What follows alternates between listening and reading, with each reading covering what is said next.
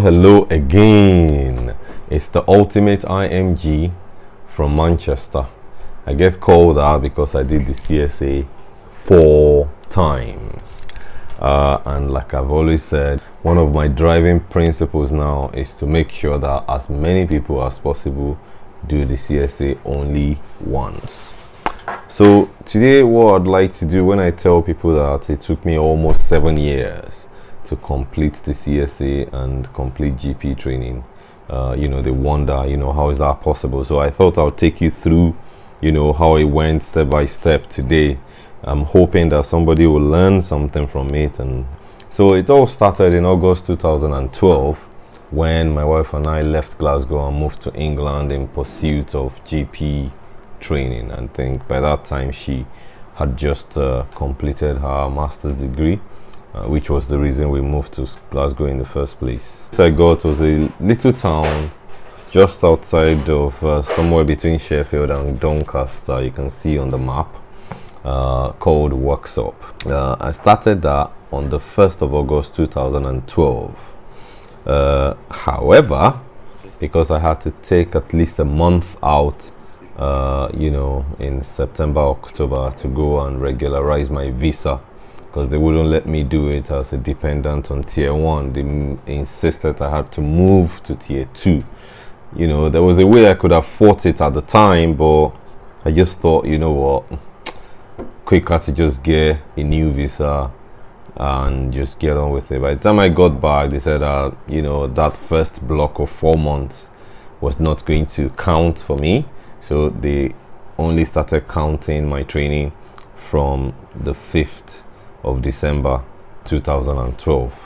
So I was in hospital for the whole of the first year, went through obstetrics, orthopedics, medicine, and then in the second year my first 4 months rotation was in general practice, and this was my first exposure to general practice in the UK. So I did that from December of 2013 to April of 2014. I then went back to hospital and did 4 months of pediatrics, from April to August of 2014. However, by this time my wife had got a job in Manchester, and that's how the whole family had to move to Manchester. So in August of 2014 I had to take a year out while I waited for the interdisciplinary transfer. So I was what they call OOPC for that full year, from August of 2014 to August of 2015. That's out of program career break. So by the time my interdisciplinary transfer came through, because the thing is, once you get into ST3 they won't permit you to do an interdisciplinary transfer. So I thought, I'm just gonna break it here. Can't afford to be without my family for a whole year, and so by August 2015 when I came back, they found me a spot in Stockport here in Manchester. Fortunately for me, by this time I'd finished with all my hospital rotations, so it was just general practice left. The other good thing was that in April 2014, just before I left that final hospital rotation, I had done and passed the AKT, so which was quite good. I was out of the way. By the time I resumed training in August of 2015, what I wanted to do was just to get the CSA out of the way. So as soon as I started, I told my new educational supervisor, look, I just want to get the CSA out of the way. I've heard it's a big problem for many IMGs, but I'm sure it's not going to be a problem for me, because if I prepare enough for it, I'm sure I never fail an exam when I've prepared for it. So little did I know. Right, I did the first one on the 12th of March 2016, and it was a big, giant disappointment. That is even an understatement. It was a rude shock, a rude awakening, about how I could have gone into an exam. For the first time I had gone and done an exam and come out, and the result was completely different from what I was expecting. My educational supervisor at the time tells me she was invariably shocked. She thought I had rushed into it too soon.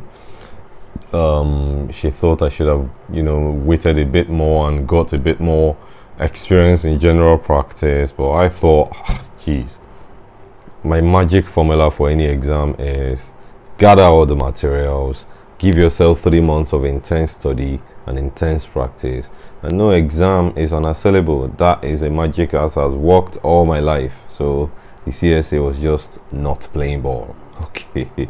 Second attempt, I thought, you know what, I don't want to go into an extension, so I went down to 70%. I did the second one on the 4th of October 2016, and again, shock.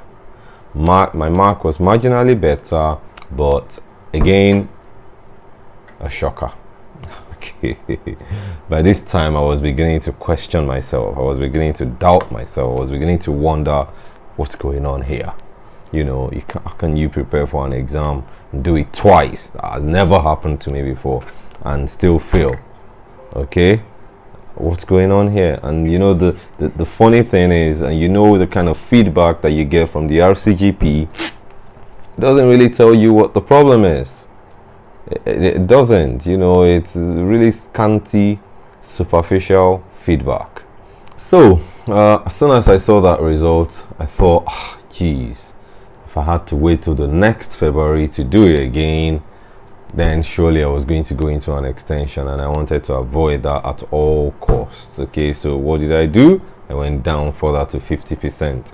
Of course, by this time, going down to 50% also means that half your income is gone. But fortunately for me, many other international medical graduates and even local graduates don't have this luxury. My wife was working full-time. She was in a good job, so the family finances did not suffer as terribly as they would have if my wife wasn't also gainfully employed.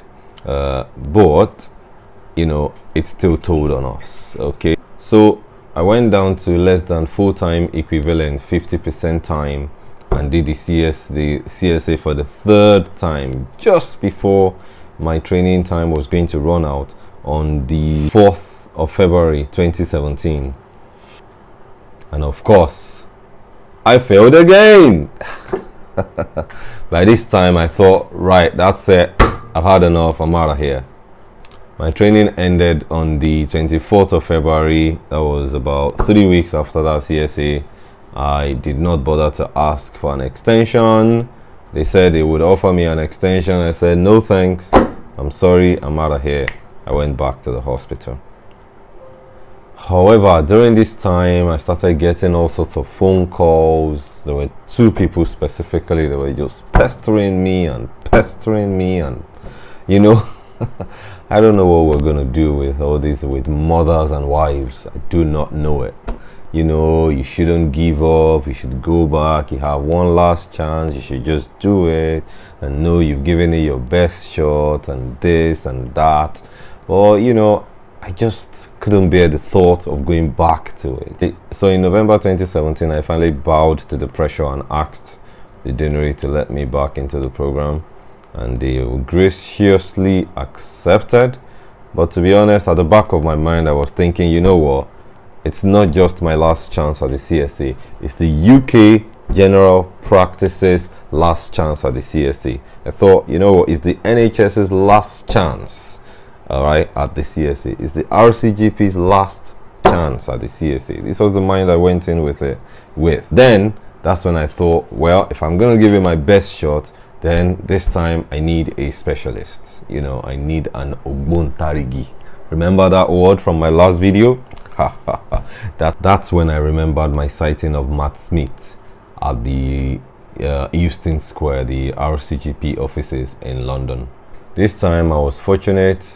I got a lovely surgery in Withenshaw with one of the best educational supervisors one could ask for, Dr. Bonds. This is a chap who seemed to genuinely be interested in my passing. He went over and above to just get me into programs, sitting with people.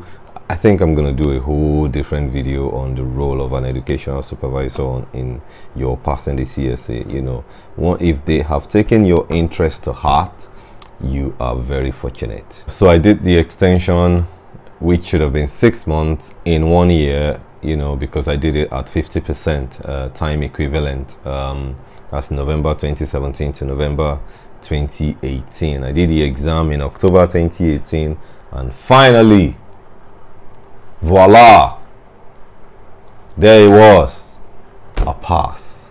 So it is possible to pass. You know, it was beyond belief for me. You know, I couldn't check the results. I could not check it. I had to give my wife the password and ask her to check. You know, I just couldn't bear the thought of another failure. But fortunately, I passed, and here I am today. However, just when I thought my troubles were over, I got a call from the deanery asking me to come for some final ARCP. And when I got there, they were like, "Why do you think we've called you in here today?" I'm like, "Oh, I'm sure you called me in to congratulate me on my CSA pass." They said, "Yeah, that's true, congratulations. However, we have just looked at your workplace-based assessments. We've looked at your SEPs, you know, that one that is now clinical examination and procedural skills. So I'd advise you guys to take those things very seriously, okay, and be very sure that you've reviewed whatever the educational supervisor or whatever doctor has filled in those things for you. Be sure you've reviewed the statements they made in there, okay?" So the panel was saying to me, "Guy, you know, the last time you did this, you demonstrated competence in these intimate examinations was 4 years ago in 2014. We need you to spend and to get another extension of 3 months to 6 months." They said, actually they said 6 months, or if you finish earlier than that, give us a call and we'll let you go. You know what? I broke down and started to weep profusely, and I thought, you know, I've had enough of this now. I've definitely had enough. I'm throwing in the towel. I am not doing this training anymore. I just had enough. Are you saying you're not going to give me that MRCGP just now, right now? What do you mean you want me to go and get competent in breast examination and testicular examination and speculum examinations? Where am I going to get that? That's going to take forever. So no, that if you go to out of hours, go here, go there. Jeez. So I said, you know, I'm not doing it anymore. I've had enough. It's been 6 years for a 3-year program. I am not doing this anymore. I've put my family through enough with my absences. I'm just not doing this anymore. So I left. But then by January, you know, those 2 people I told you about and all the other well-wishers and well-meaning people pestering me, this guy, just attend a few clinics, get a few ticks, and off you go. Gosh. So I went back again, 50% time again. I did a stretch in a surgery in Warrington from January of 2019 to April of 2019. And finally, at the ARCP in May, they let me off and I started work in May. So if I had done the full 6 months that those guys wanted me to do, it would have been complete 7 years in GP training. So I was just about 3 months shy of 7 years in GP training, about 3 months. So now you see what I mean when I say that passing the CSA and completing the GP training took me almost 7 years. If you want to follow me on Twitter or Instagram, it's ultimateimg1. ultimateimg1. You can send me an email at ultimateimg1@gmail.com. Don't forget to subscribe. Don't forget to like this video if it has been of any use to you. Don't forget, you will pass.